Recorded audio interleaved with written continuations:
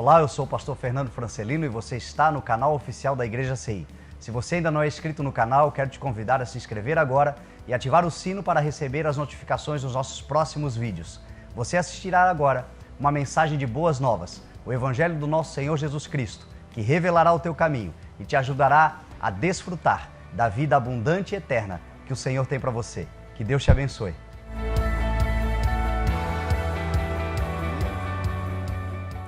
Mateus capítulo 26, o verso de número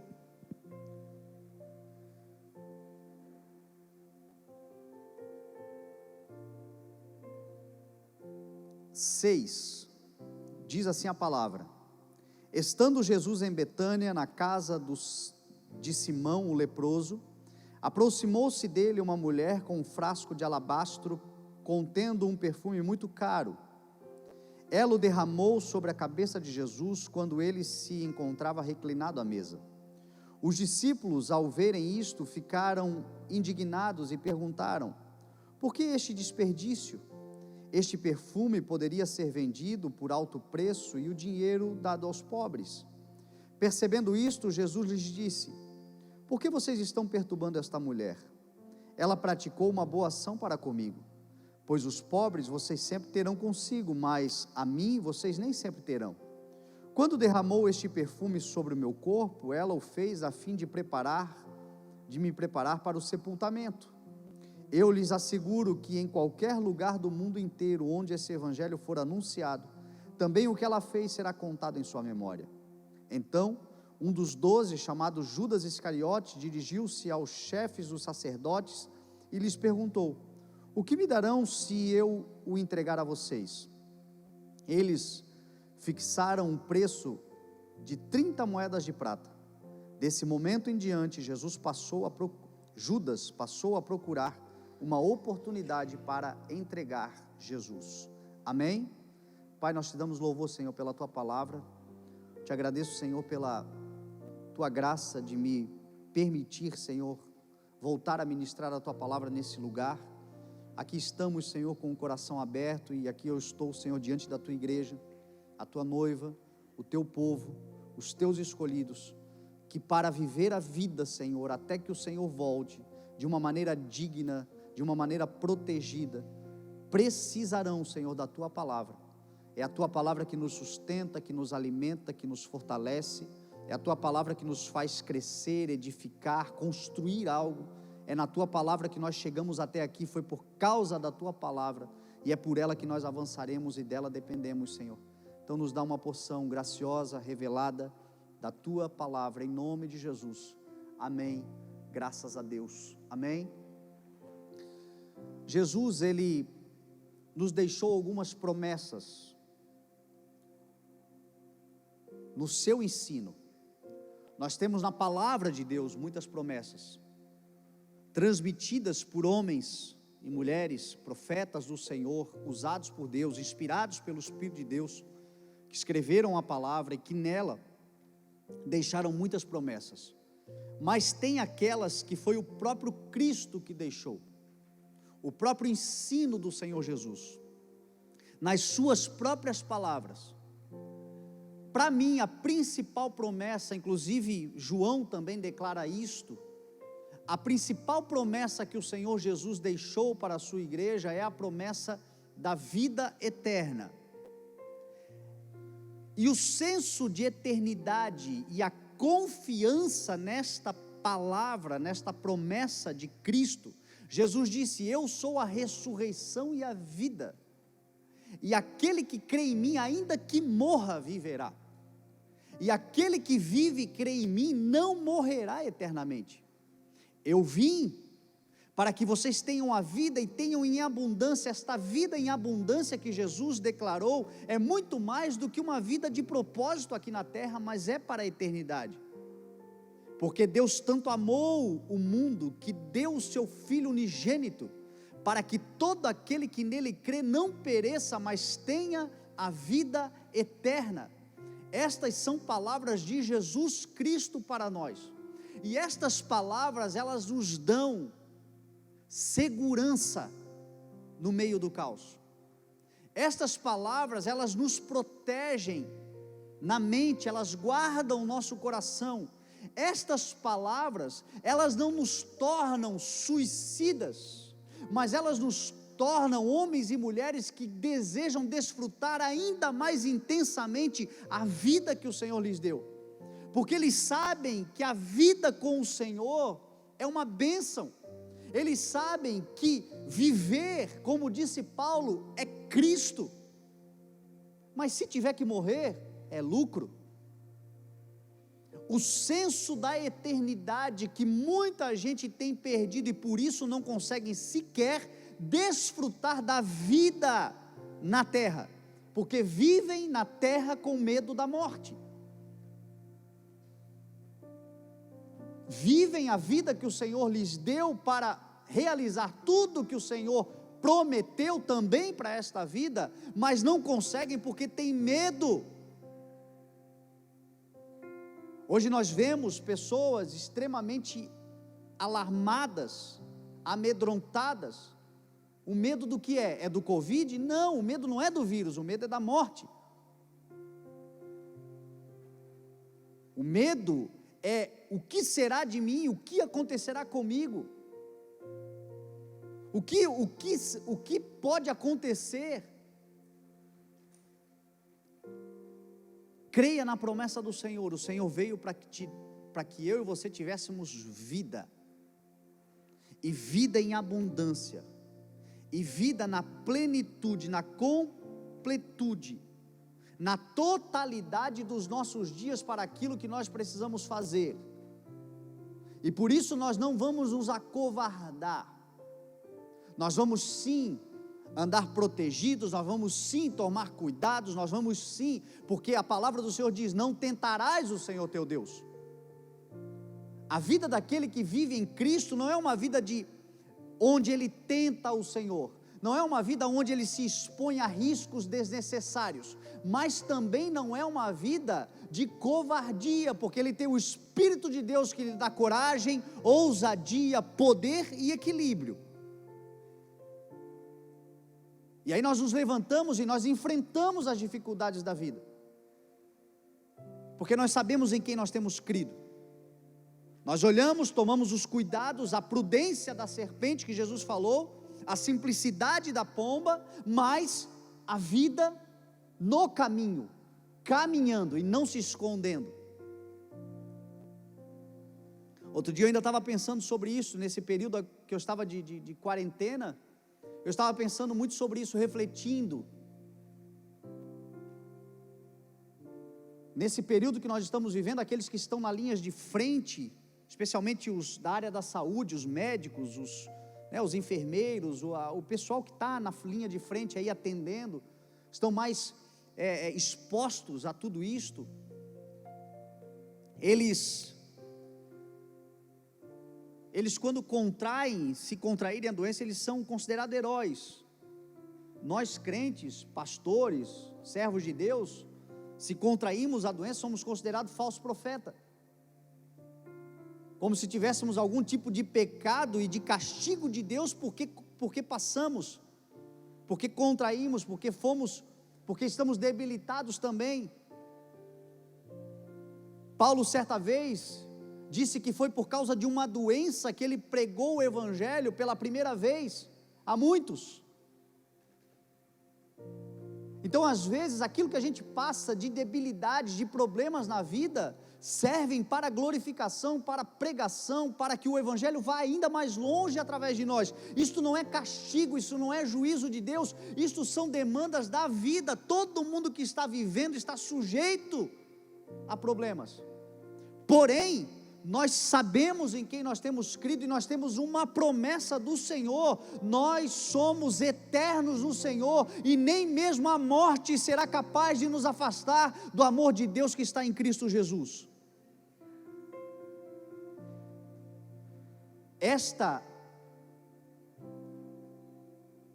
é uma das principais forças para vivermos a vida. Desfrutar todos os dias, viver cada dia sem o medo do amanhã. Hoje é uma Covid, amanhã pode ser outra coisa. Jesus falou que nos dias que antecedem a sua volta terão pandemias, mas ainda que não haja nenhuma doença em si, existe a vida correndo, o relógio indo, a velhice chegando. Entenda uma coisa, você é eterno no Senhor, você vive para sempre no Senhor. A nossa fé nos diz, e é a razão pela qual nós estamos aqui, porque se é só para esta vida, diz a palavra, que nós temos esperança, nós somos de todos os homens os mais dignos de misericórdia e de compaixão, porque é por causa da ressurreição de Cristo e a certeza que Ele é o primogênito dentre muitos, que nós estamos aqui hoje professando a nossa fé. Então nós não teremos medo, é uma promessa,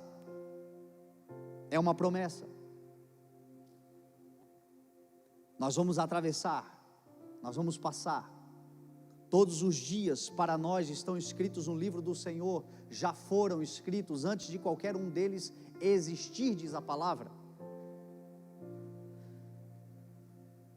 Uma outra promessa que o Senhor fez, que é uma palavra dele para nós, é a promessa do poder do acordo,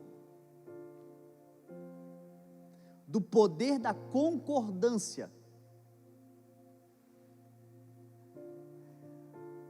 Esses dias são dias onde aqueles que estão tendo discernimento do Espírito estão aproveitando a oportunidade para reconciliação ou para fortalecimento da aliança que já tem, dos vínculos de relacionamento familiar, fraterno, relacionamento congregacional, porque o poder da igreja do Senhor e o poder do povo de Deus, o poder da vida, está no acordo, está na aliança, é um princípio espiritual, uma lei espiritual, que ela não pode ser quebrada, ela é tão poderosa que até o ímpio, quando entende, em fazendo acordos dá certo. Jesus disse, os filhos deste mundo têm mais prudência no trato entre si do que os filhos da luz, e muitas vezes eles conseguem êxito naquilo que eles querem fazer, exatamente porque eles se ajuntam, se entram em acordos para realizar coisas, e existe muito poder. O diabo está trabalhando nesses dias para dissolver a igreja, para dissolver a aliança que nós temos, para nos afastar uns dos outros, e o Senhor está contra-atacando, através do fortalecimento dos vínculos familiares, do relacionamento íntimo com pessoas que nós estávamos afastadas delas, apesar de convivermos todos os dias com elas. A tecnologia, a vida corrida, a forma como nós estamos sendo condicionados a viver a vida, tem nos afastado de quem está perto, nos aproximado de quem está longe. Então nós passamos muito tempo em rede social, muito tempo em relacionamentos virtuais, muito tempo tendo relacionamentos mais próximos com pessoas que estão muito longe, e os nossos, aqueles que estão dos nossos lados, aqueles que, se nós entrarmos num acordo, tudo que vocês ligarem na terra, disse Jesus, será ligado nos céus. E se vocês concordarem acerca de qualquer coisa que pedirem ao meu Pai, lhes será concedido. Tem muito poder numa oração de uma família, tem muito poder numa oração de um pai, de uma mãe, de filhos, que em volta da mesa agradecem ao Senhor e apresentam ao Senhor. Nós somos uma geração que tem perdido o valor da oração já. Às vezes já é difícil nós orarmos sozinhos, porque diz a palavra, ora em todo tempo, busca ao Senhor. A oração é uma prática de vida. Muitos de nós já temos a dificuldade de orar, mas deixa eu falar uma coisa para você, existe uma promessa. A promessa é que tudo que ligarmos na terra será ligado nos céus. Tudo que desligarmos na terra será desligado nos céus. Sabe o que nós temos que nos levantar agora para desligar toda a pandemia, todas as pestes, todas as maldades, todas as corrupções, como igreja nos unirmos para orar verdadeiramente em comum acordo, e esta oração é muito mais poderosa naquela igreja familiar, aquela igreja da casa, aquela igreja do indivíduo, do homem, da mulher, a primeira igreja e congregação que o Senhor nos dá, que é a nossa família. É uma promessa do Senhor. O que a gente precisa ligar nessa terra? Quais são as necessidades, quais são os projetos, quais são os desejos que dizem respeito à construção de algo edificado em Cristo, nesta terra, por você, pela tua casa, pelos teus filhos. Chama o pessoal da tua casa, coloca diante do Senhor a oração e faça. Muitos irmãos estão nos acompanhando, esta mensagem está sendo gravada agora para o culto, logo mais às 20 horas na internet, muitos vão acompanhar.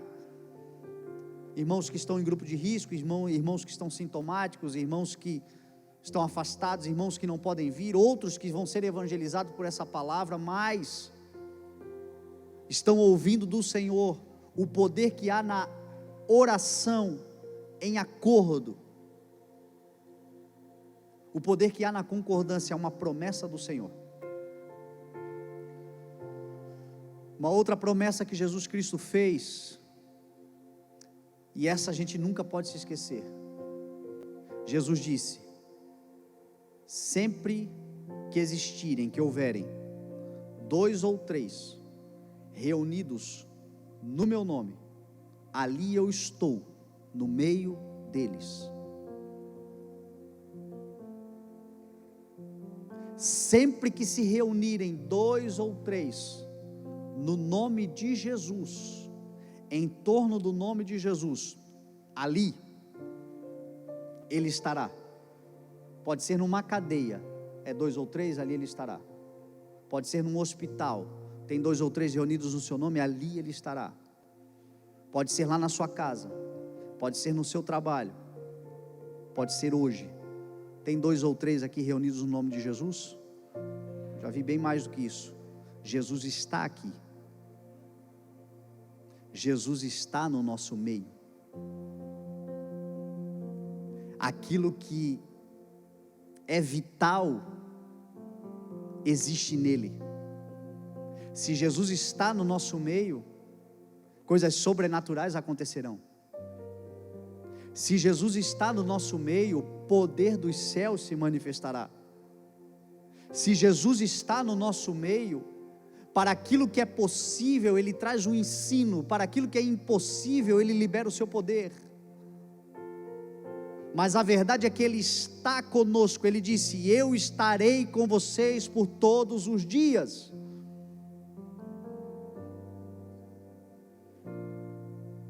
Aquele que é invisível, mas é vital. Tal como o oxigênio, nós não vemos, mas a gente sabe que Ele está presente. Ele é vital. Assim é Cristo. Tem uma canção que diz assim, né? Invisível, mas real, né? Ao Rei eterno, imortal, invisível, mas real, a Ele ministramos o louvor. Todo o nosso ser, toda a nossa vida, toda a nossa existência, toda a nossa confiança, todos os nossos medos, toda a nossa ansiedade, tudo que temos, tudo que somos, tudo que carregamos, nós lançamos sobre Ele, porque Ele tem cuidado de nós. Jesus está aqui hoje, cuidando de nós, guardando o seu povo,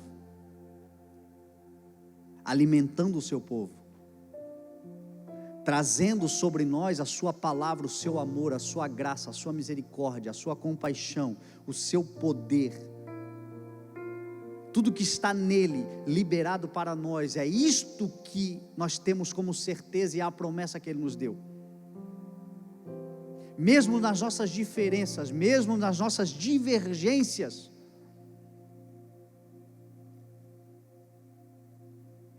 o nosso desafio é nós entendermos que em Cristo nós nos tornamos um. Nós estamos vivendo dias de muito ataque, onde a tentativa diabólica é separar, é afastar. Você vê uma tentativa política, econômica, mundial, de todos os lados, para separar o povo. Guerras ideológicas, guerras políticas, guerras de todo tipo, porque aquilo que deveria nos fortalecer, na verdade, está nos afastando, que é exatamente as nossas diferenças. A diversidade é uma bênção, foi Deus que fez cada um único. Foi Deus que fez cada um de nós com características próprias que nos tornam indivíduos. Jesus disse: aonde houver 2 ou 3 reunidos, aonde se reunirem 2 ou 3 em meu nome, ali eu estarei, ali eu estou. Então Jesus, ele está onde nós estamos reunidos, só que existe uma dificuldade de entendimento nossa, que é a diferença que nós temos, as diferenças que temos.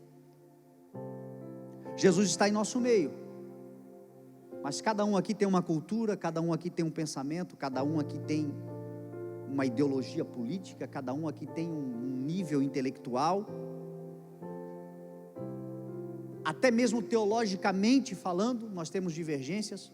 Há diferenças, essa palavra diversidade está na moda, que são essas diferenças, essa multiplicidade de ideias. Nós temos diferenças teológicas. Por exemplo, no que diz respeito à volta do Senhor Jesus, o dia que o Senhor Jesus voltará, e nós nos reuniremos com Ele nos ares, seremos então resgatados pelo Senhor. Quem aqui crê na volta do Senhor Jesus? Acho que todos nós cremos na volta do Senhor Jesus, mas temos diferenças teológicas, muitos de nós, em relação a como e quando. Nessa doutrina da volta do Senhor Jesus, tem os pré-tribulacionistas, por exemplo, que são aqueles que acham que a igreja não vai ver a tribulação, não vai passar pelas dores, onde a igreja não vai sofrer nenhum tipo de perseguição, onde quando a coisa começar a esquentar e ficar difícil, Jesus voltará antes.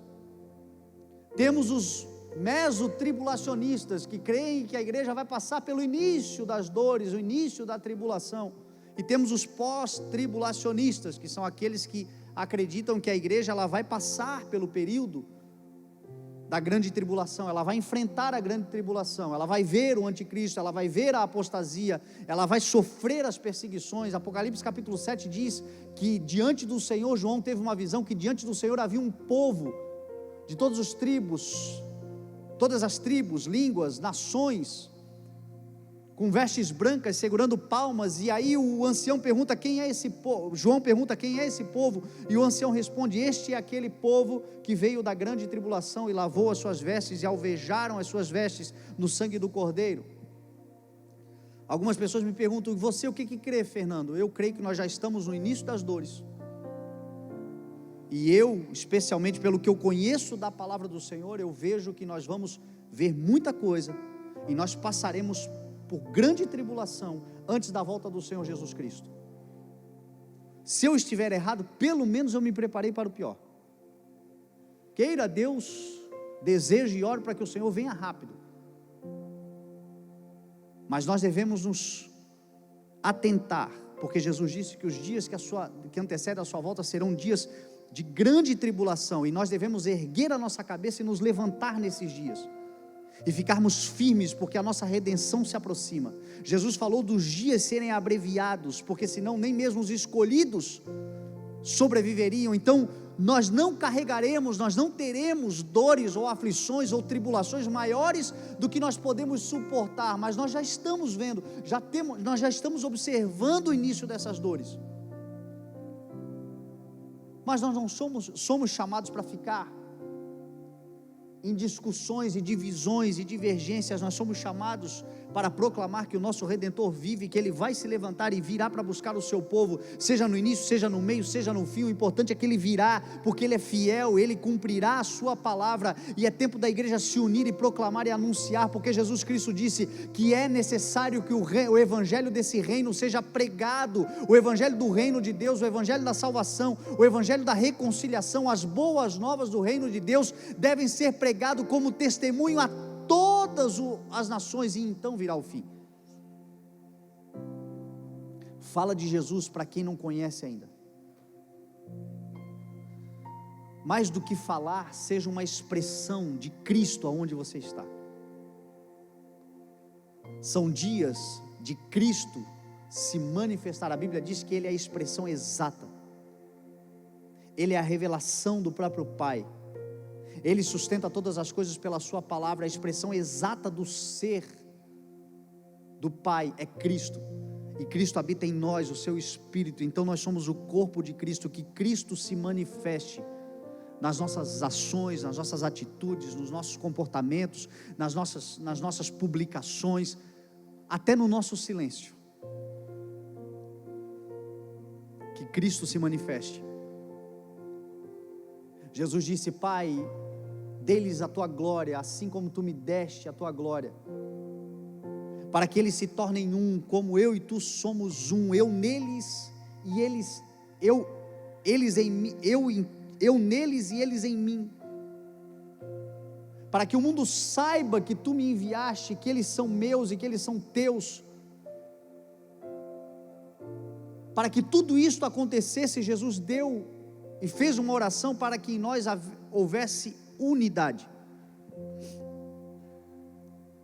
Que a gente fortaleça. É tempo de fortalecimento da comunhão, da unidade. Essa unidade, ela não tem a ver com vir na igreja todo domingo. Essa unidade tem a ver com, no coração, nós sermos um.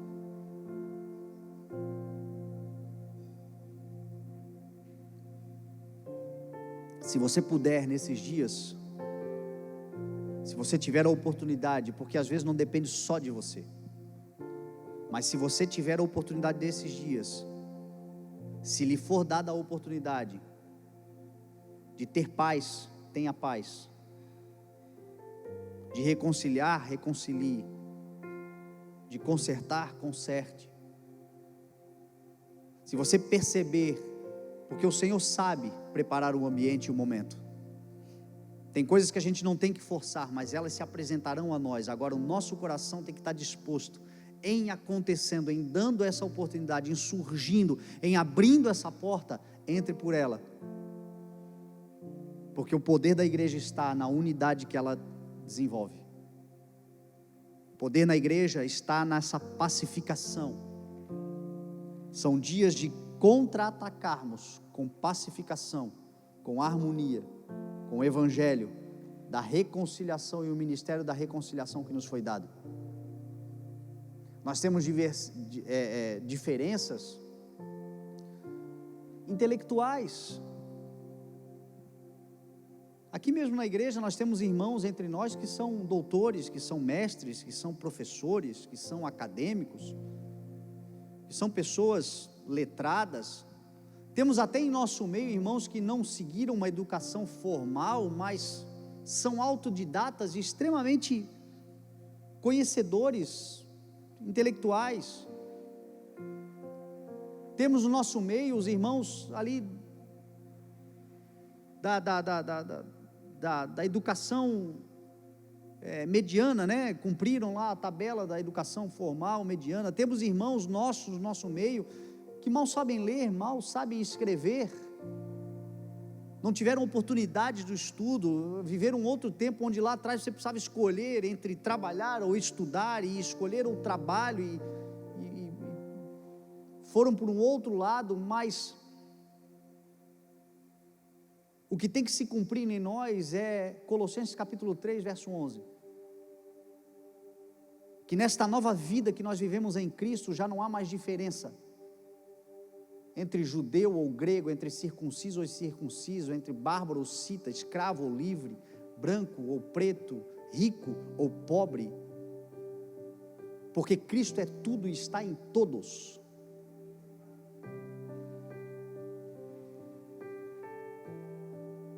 Jesus é tudo e está em todos. Temos diferenças econômicas, socioeconômicas,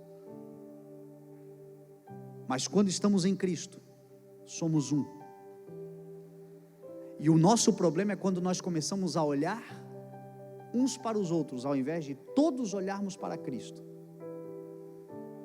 Porque quando nós começamos a olhar uns para os outros, essas diferenças que existem entre nós, vai nos causando muitas vezes apatia. Mas quando todos olhamos para Cristo, então se desenvolve a empatia. Então se desenvolve a misericórdia. Então quando nós olhamos pelos olhos de Cristo, quando todos nós estamos vendo que Jesus está assentado na mesa com todos nós, aonde estiverem 2 ou 3 reunidos no meu nome, ali eu estou. 2 ou 3 podem ser muito diferentes uns dos outros, podem ter realidades de vida muito diferentes, podem ter muitas divergências, mas se eles estiverem reunidos no meu nome, ali eu estou. E quando eu estou neles e eles em mim, aí há poder, aí há unidade, aí há tudo em todos. Aí há a bênção que é derramada dos céus sobre todos, uma boa medida de graça para cada um, de acordo com a necessidade de cada um. O que o Senhor disse? Através do escritor da carta de Hebreus: assim, aproximemo-nos, nos, coletivo, plural, igreja, povo de Deus, assim, aproximemo-nos do trono da graça com toda a confiança, a fim de recebermos graça, misericórdia, e encontrarmos graça que nos ajuda no momento da nossa necessidade. Alguém aqui tem alguma necessidade? Nós precisamos chegar lá juntos. Eu também tenho as minhas, e a nossa concordância, a nossa unidade, é a nossa intercessão de uns pelos outros, é o nosso coração de suportar uns aos outros, é a nossa compreensão que são dias de fortalecimento. Não dá para sair dessa pandemia, tanto tempo dentro de casa com os nossos, sem fortalecer os nossos laços e a nossa aliança. Você pode escrever, meu irmão, quando a igreja for liberada novamente para congregar, nós vamos ver muito poder de Deus se manifestando no nosso meio, na coletividade, e tudo isso será um reflexo daquilo que o Senhor primeiro fez dentro dos lares, porque o avivamento começa dentro de casa, o poder de Deus começa dentro de casa, a glória de Deus é derramada primeiro sobre aqueles que estão em casa, e aí quando nós nos ajuntarmos, isso transbordará, isso terá isso se apresentará de uma forma mais poderosa. Mas é tempo de fortalecer a unidade nas nossas diferenças. Como igreja nós temos muitas diferenças. O texto que eu acabei de ler, ele é exatamente um texto que mostra Jesus Cristo reclinado à mesa, na casa de um homem chamado Simão o leproso. Marcos capítulo 14 conta, João capítulo 12, o texto é mais detalhado porque ele cita os nomes daqueles que estavam ali na casa. Foi um jantar que Jesus foi convidado por Simão o leproso, mas ali naquele jantar estava Maria, naquele jantar estava Marta, naquele jantar estava Lázaro, naquele jantar estavam os discípulos.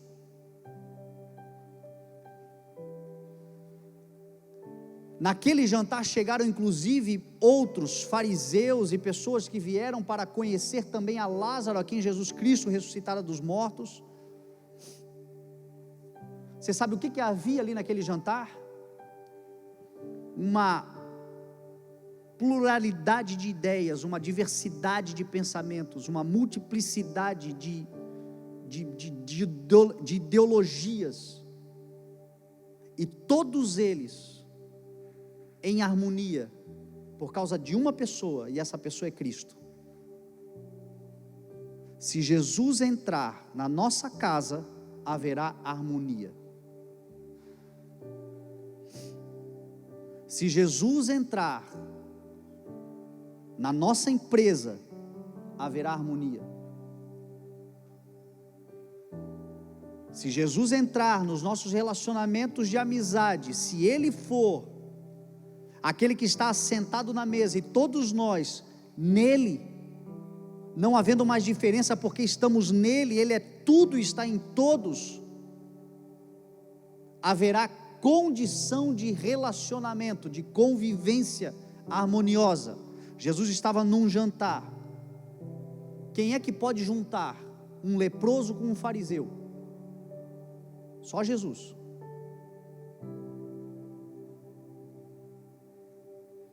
Simão o leproso. A importância de cada um, não apenas o poder que há de unidade quando estamos em Cristo, mas especialmente o valor que cada um de nós temos, porque carregamos, mais uma vez repito, características próprias, individuais, que o Senhor nos deu, para a glorificação do seu nome, para o fortalecimento do seu corpo, na terra, o seu corpo místico que é a sua igreja. Então aquilo que muitas vezes até mesmo nós temos vergonha, ou queremos desprezar porque nos torna muito diferente dos outros, é exatamente aí que está o teu grande valor.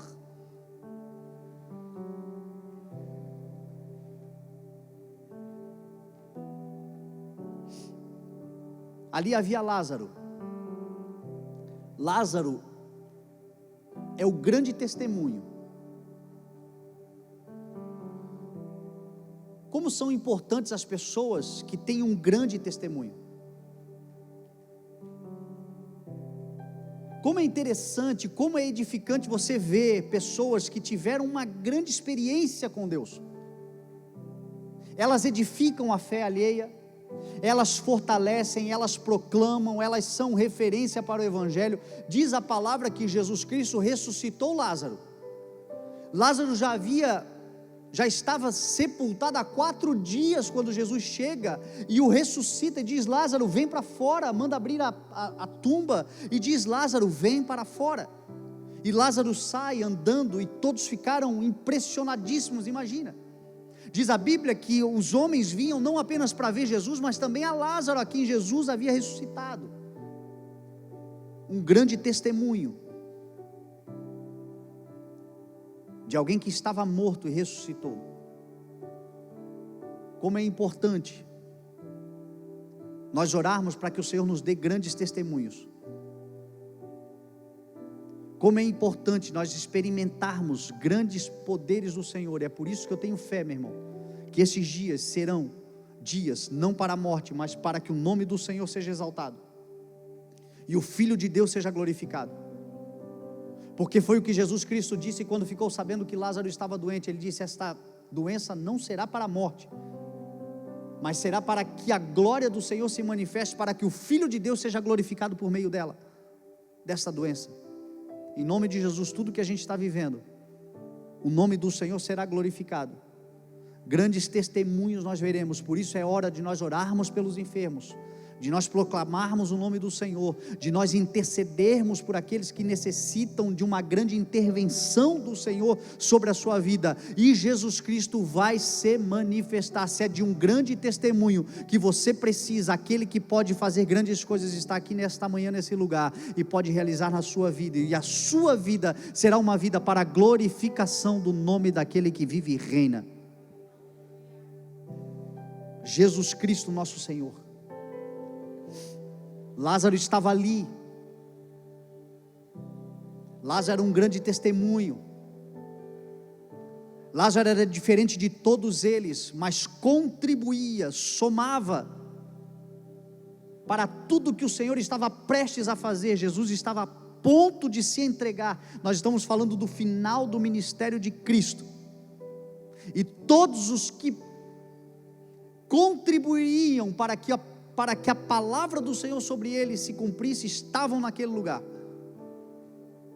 com as suas diferenças, com as suas divergências, mas todos que estavam naquele lugar contribuiriam para que se cumprisse a profecia.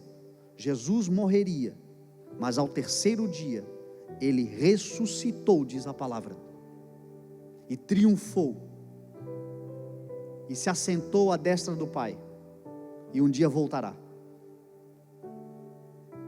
E sabe o que contribuiu para isso? As diferenças. A gente sai da igreja porque a gente vê muita gente diferente da gente. A gente abandona os amigos porque são muito diferentes. A gente tem dificuldade de conversar porque muitas vezes as ideias não batem. Começa a falar de Jesus, que vai tudo se encaixar. Começa a compartilhar das promessas, dos sonhos, dos propósitos de Deus, e tudo vai começar a se encaixar. Ali naquela mesa, naquela casa, naquele lugar, tinha Marta. E Marta era muito diferente de Lázaro, apesar de ser irmã de Lázaro. Marta era a grande cooperadora, serviu, uma pessoa dedicada ao serviço, dedicada ao cuidado dos outros. Como são importantes essas pessoas. Jesus disse que inclusive essas pessoas, elas se tornam maiores no reino de Deus, porque no mundo, aqueles que dominam, aqueles que governam, exercem autoridade, mas entre vocês não será assim. Aquele que quiser ser o maior, aquele que quiser governar, que se faça o menor. Jesus chegou a dizer: quem é maior, aquele que está à mesa ou aquele que serve à mesa? Não é aquele que está à mesa, mas eu estou entre vocês como aquele que serve à mesa. E Marta era exatamente essa mulher, a mulher que servia à mesa. Porque se Lázaro era o grande testemunho, se Lázaro é aquele que estava na plataforma para proclamar o grande testemunho que o Senhor realizou, Marta foi aquela que preparou a plataforma para que ele pudesse ali proclamar do Senhor. É por isso que aquele que tem um microfone na mão, hoje eu estou em cima de uma plataforma, eu estou falando, eu estou proclamando, eu estou sendo um testemunho para você. Mas eu não sou maior do que os irmãos que prepararam o ambiente, do que os irmãos que não apareceram, do que os irmãos que estão servindo. Glória a Deus por aqueles que têm o coração de Marta, que servem, que se colocam à disposição. Nessa casa, nessa igreja, nessa comunhão, nessa família onde Jesus estava sentado, tinha Maria. E Maria pode ser chamada de a grande investidora. Primeiramente em si mesmo. E como são nobres, como são importantes no nosso meio as pessoas que investem na sua vida primeiramente, investem no cuidado e no aprendizado da palavra de Deus. Porque diz a Bíblia em Lucas que Jesus Cristo, certa vez pregando na casa de Marta e de Maria, enquanto Marta trabalhava, enquanto Marta servia, Maria estava aos pés do Senhor Jesus, ouvindo a sua palavra. A Bíblia diz que o temor do Senhor é o princípio da sabedoria, Provérbios 3:9. E que o conhecimento do santo é entendimento. Em Provérbios 8 vai dizer que nós devemos preferir a instrução do que a prata, o conhecimento mais do que o ouro puro, porque a sabedoria ela é mais proveitosa do que rubis, e não há nada que desejemos na terra que se compara ao valor da sabedoria. A sabedoria numa mão enriquece, na outra prolonga a vida. É tempo de nós investirmos em nós. É tempo de nós aproveitarmos esse isolamento, essa paralisação. É tempo de nós aproveitarmos esses dias, onde a gente está com tempo sobrando, porque uma das nossas maiores desculpas é exatamente o não ter tempo. Mas se nós não cuidarmos, nós passaremos 10, 15, 20, 30, 60, 90 dias dentro de casa, e nós ainda assim não conseguiremos o tempo necessário para o investimento naquilo que realmente é eterno, poderoso e que vai nos enriquecer, que vai nos prosperar, que vai nos dar compreensão, que vai nos trazer discernimento, que é a sabedoria. E a sabedoria deve ser buscada, e existe uma fonte de sabedoria apenas, se chama Jesus Cristo. Nele estão escondidos todos os tesouros da sabedoria. Maria é essa pessoa que nos mostra o valor de crescer na graça e no conhecimento. Nos inspira a isto. E uma vez que ela foi alguém que investiu em si, investir na obra é só uma questão de oportunidade. Porque quem ama a palavra, ama as causas do Evangelho. Quem ama verdadeiramente a palavra e o que Cristo fez nele, ele prontamente, ou ela prontamente, se torna também alguém cujo os seus dias, os seus valores, os seus recursos também pertencem ao reino. É por isso que é Maria quem quebra um frasco de nardo, de alabastro, contendo um perfume caro de nardo puro. Lá em João 12 vai dizer que o nardo custava 300 denários. Isto é o salário anual de um trabalhador braçal. Ela despejou na cabeça de Jesus o trabalho de um ano. De um ano. Porque as causas do Evangelho, para ela, era a sua razão de viver. Os discípulos ficaram indignados e disseram: que desperdício, para que esse desperdício?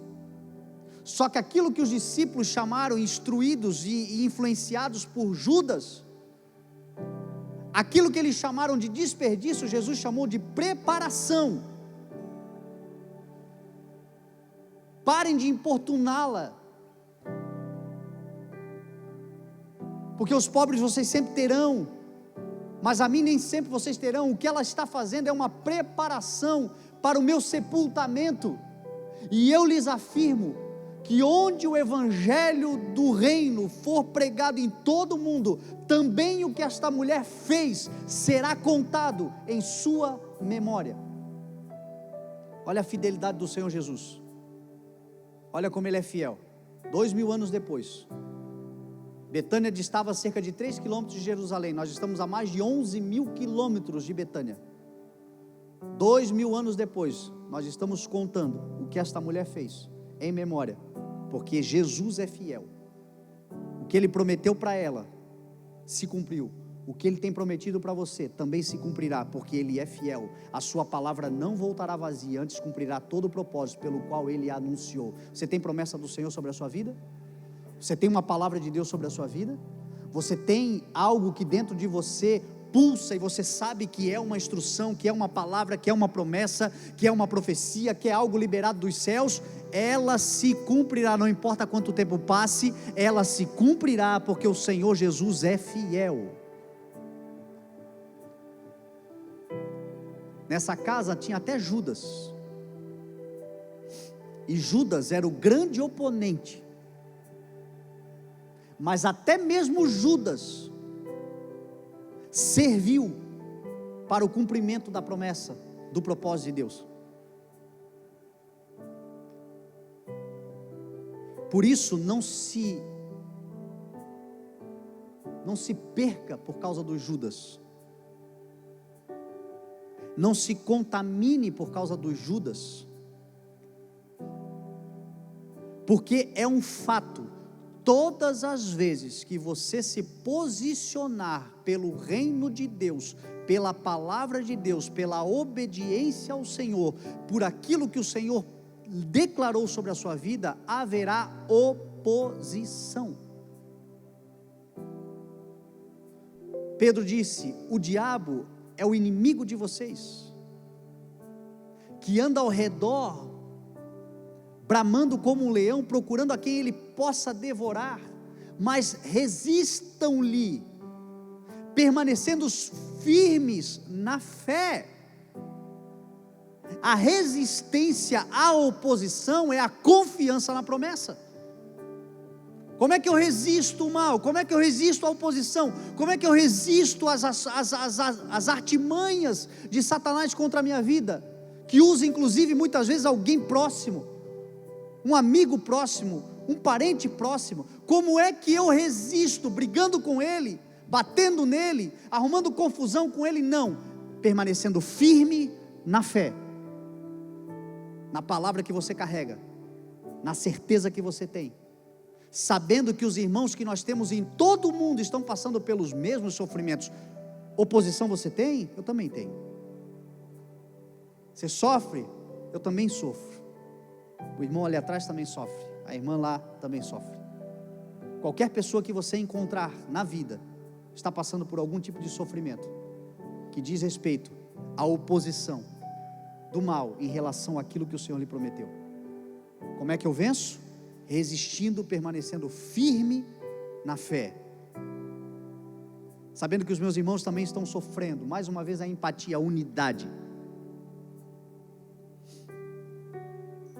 O Deus de toda graça, que nos chamou para a sua glória eterna em Cristo Jesus, depois de termos sofrido durante um pouco de tempo, nos restaurará, nos confirmará, nos dará força e nos porá sobre firmes alicerces. A Ele seja a glória e o poder para todos sempre. Amém.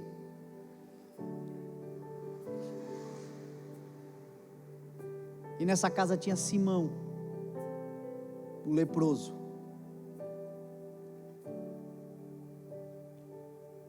Simão, aos olhos da religiosidade dos fariseus, da doutrina daquela época, o pecador, o imundo, o sujo, o marginalizado. Mas nós podemos chamar Simão de o anfitrião.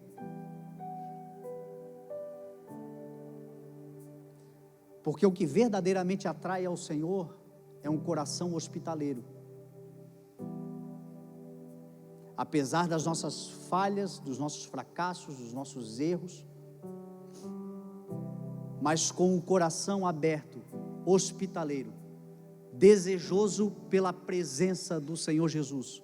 Jesus vem, Jesus entra, Jesus ceia, Jesus cura, Jesus transforma. Romanos 12, Paulo ensinou que nós devemos praticar a hospitalidade.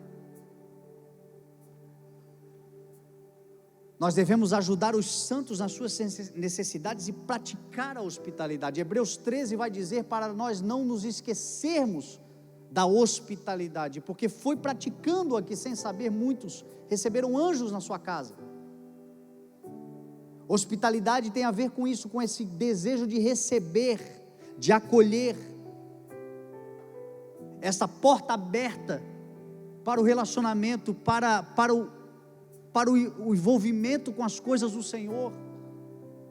A palavra hospitalidade no grego é filoxenia. Ela é muito apropriada para esses dias, porque nós estamos em tempos de xenofobia. E nós devemos combater com esta filoxenia. Coração hospitaleiro, coração aberto, é o que atrai verdadeiramente. Esses são os verdadeiros anfitriões. Sabe quem é que atraiu hoje a presença do Senhor? Os verdadeiros adoradores, os anfitriões. E esses anfitriões muitas vezes não são os religiosos, não são os que têm grande testemunho, não são aqueles que investiram para que tudo acontecesse, porque muitas vezes a gente perde um elemento principal que deve ter em todos nós, que é a espontaneidade, a voluntariedade, não entrarmos num ativismo religioso, mas sempre estarmos com o coração aberto para receber o Senhor. E sabe quando é que nós fazemos isto? Quando o nosso coração está aberto para bem receber aqueles que chegam no nosso meio, com todas as suas falhas, com todas as suas impurezas, mas que vieram procurar em nós o refúgio, vieram procurar na igreja o cuidado. Você sabe que eu vivi uma experiência essa semana que me fez entender esse texto. Talvez essa seja a principal razão pela qual eu estou pregando esse texto. Como eu disse para você, eu fui acometido pela Covid, fiquei aí, hoje eu estou sarado, mas eu fiquei 15 dias, só que eu descobri algo, que essa doença, ela foi tão disseminada, enfim, é tanta coisa que falam sobre ela, que existe um preconceito enorme. Então você pegar a Covid hoje é praticamente como você ser um leproso nos dias de Jesus. As pessoas olham para você assim, vai morrer, isso aí não tem mais jeito. Mesmo depois de curado, as pessoas têm. E eu vivi isso, sabe aonde? No meu prédio. Nós temos um grupo no prédio dos moradores e tal, e aí eu coloquei lá no grupo que eu estava doente, que eu ia ficar em casa e tal, para que ninguém se preocupasse, enfim.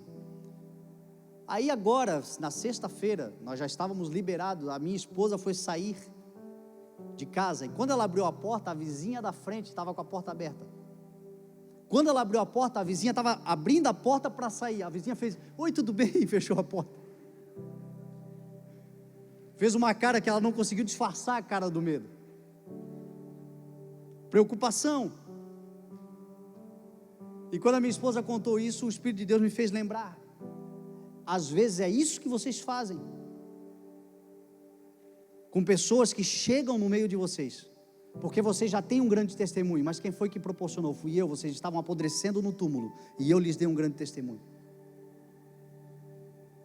Vocês hoje se tornaram homens sábios, mulheres valorosas, pessoas que não apenas receberam do Senhor, mas se tornaram mantenedores das causas do Senhor, mas ainda assim vocês só fazem isto por causa da minha graça, fui eu que primeiro lhe dei a vocês.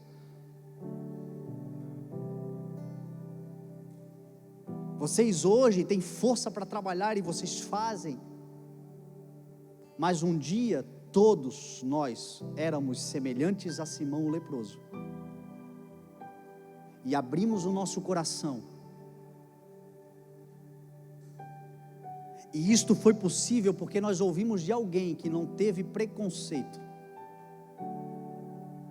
alguém que não teve medo de tocar nas nossas chagas, alguém que nos amou com o amor de Deus, alguém que manifestou o amor de Cristo através da sua vida por nós, alguém que se assentou quando ninguém queria sentar na mesa conosco, alguém se assentou representando a Cristo. Jesus disse, não são os sãos que precisam de médicos, mas sim os doentes. Eu não vim para chamar justos, mas pecadores ao arrependimento. Aprendam o significado disto. Eu desejo misericórdia e não sacrifícios. Glória a Deus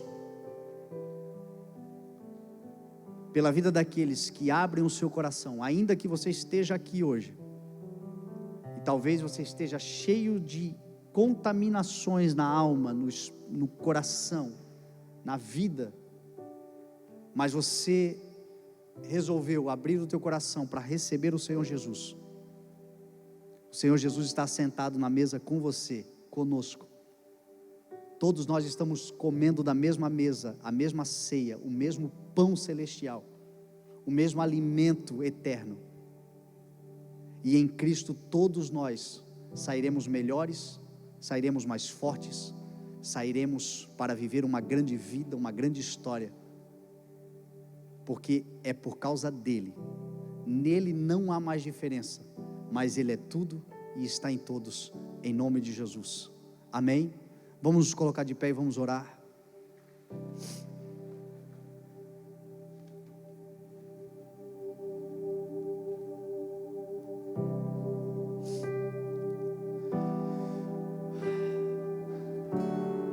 A nossa unidade, ela é muito mais do que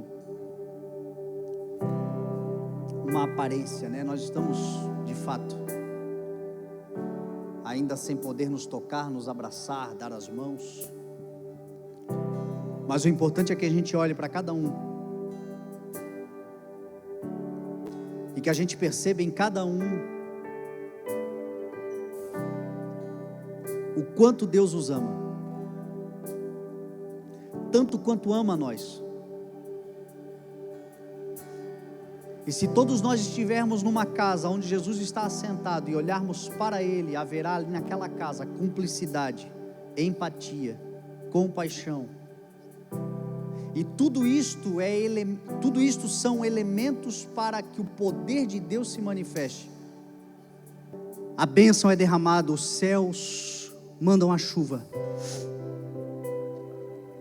E ali o Senhor ordena, diz a palavra, a sua bênção para sempre. Creia que o Senhor é fiel, creia que o Senhor é poderoso, creia que o Senhor é gracioso, e use esses dias para fortalecer os vínculos que você tem com os teus irmãos, com a tua família, com o povo que te cerca, com as pessoas que estão à sua volta. Use esses dias para o fortalecimento, e você verá a grande glória do Senhor descendo, a bênção do Senhor sendo ordenada sobre a tua casa para sempre, sobre a igreja do Senhor para sempre, sobre a nossa vida para sempre. Você crê em nome de Jesus? Então feche os teus olhos e vamos orar em nome de Jesus.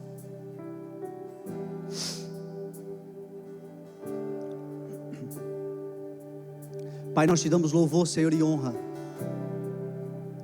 pela tua fidelidade, pela tua graça. Te agradecemos, Senhor, pela oportunidade de termos ouvido a tua palavra, e a tua palavra hoje nos chama para a unidade, o relacionamento profundo com o Senhor, tendo paz uns com os outros. Senhor, que haja uma liberação de paz, de harmonia, de cumplicidade, de fraternidade, de relacionamentos profundos com os teus filhos, Senhor, dentro dos seus lares, aonde eles estiverem, Senhor, aonde eles andarem, aonde nós estivermos como tua igreja, que haja uma manifestação da tua glória, do teu amor e do teu cuidado, Senhor.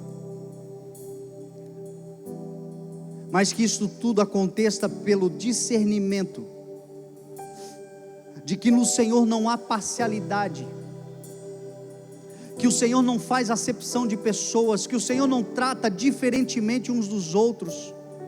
Que nós tenhamos, Senhor, o mesmo discernimento que Pedro teve quando ele entendeu na casa de Cornélio que o Senhor não faz diferença entre os homens, mas aceita todo aquele que invoca o seu nome, que crê no Senhor e faz o que é justo e certo. Que seja assim, Senhor, a nossa vida, que nós possamos, Senhor, desfrutar dos relacionamentos que temos, exatamente, Senhor, valorizando as diferenças que temos, que aquilo que é diferente, aquilo que é único, aquilo que é exclusivo na vida do meu irmão, seja uma bênção para a minha vida, porque aquilo que ele tem de diferente, de exclusivo, aquilo que lhe torna um indivíduo, é exatamente aquilo que eu preciso, Senhor, para completar a minha vida. Que esta seja uma realidade, Senhor, sobre a nossa casa, sobre a nossa vida, sobre o nosso lar. As diferenças que há entre um homem e uma mulher, entre o marido e a esposa, que essas diferenças, Senhor, sejam reconhecidas, mas sobretudo, Senhor, aceitas. Que eles possam, Senhor, ter a unidade, como o Senhor fala, os dois se tornarem uma só carne. É exatamente isto, é o casamento. São dois seres diferentes, mas que se encaixam e se tornam um. A aliança que temos com o Senhor e a aliança que temos uns com os outros, que seja assim sobre a nossa vida. É a oração que fazemos em nome de Jesus.